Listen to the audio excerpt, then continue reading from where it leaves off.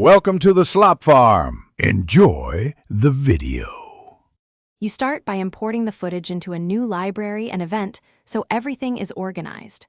Once imported, skim the clips and flag or create a compound clip for the shots you will stabilize. This isolates processing.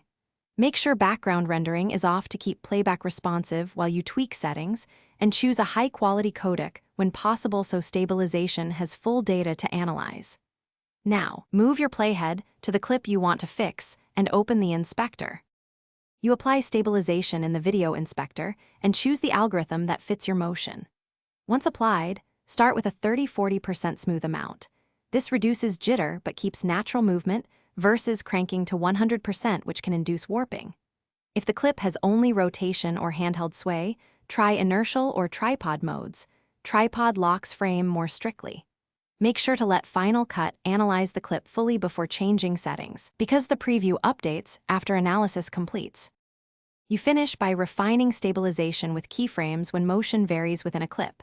This lets you increase stabilization only where needed. Once satisfied, crop or scale a small amount to remove black edges that appear after stabilization. Keep aspect ratio locked to avoid distortion. Export a short test clip to confirm results at full resolution. If you see warping or odd artifacts, reduce the smooth amount, toggle algorithms, and let Final Cut reanalyze. Thanks for watching. Consider subscribing if we helped you today.